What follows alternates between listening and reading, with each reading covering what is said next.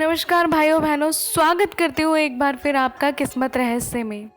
हिंदी साहित्य जगत के सितारे कहे जाने वाले कवि गोस्वामी तुलसीदास का नाम आते ही लोग रामचरितमानस को याद करते हैं। उनके द्वारा रचित हनुमान चालीसा को पढ़ने मात्र से भय का नाश हो जाता है। लेकिन साधारण तुलसीदास के गोस्वामी तुलसीदास बनने के पीछे बहुत ही रोचक कहानी है। अपनी पत्नी के कटु वचन के कारण वे तुलसीदास से गोस्वामी तुलसीदास बने। तुलसीदास का विवाह भारद्वाज गोत्र की सुंदरी कन्या रत्नावाली से हुआ था। एक दिन उनकी पत्नी अपने भाई के साथ अपने मायके चली गई।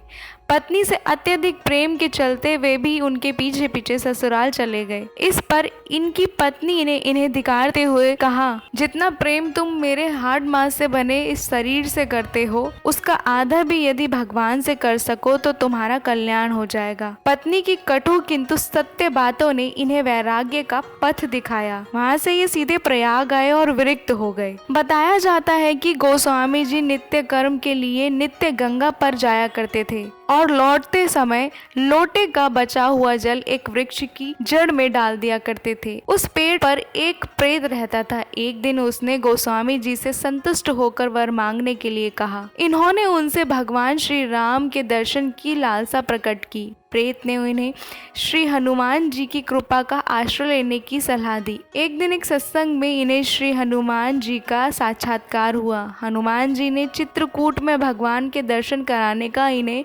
आश्वासन दिया। चित्रकूट के घाट पर बैठकर गोस्वामी जी चंदन घिस रहे थे।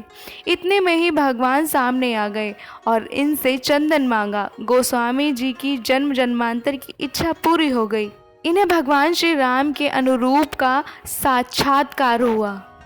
श्री हनुमान जी की आज्ञा से तुलसीदास ने 2 वर्ष 7 माह 26 दिन में यह ग्रंथ तैयार किया। श्री हनुमान जी की आज्ञा से गोस्वामी तुलसीदास ने अपने श्री रामचरितमानस के अतिरिक्त विनय पत्रिका, दोहावली, कवितावली, गीतावली आदि अनेक भक्ति परक ग्रंथों की रचना की।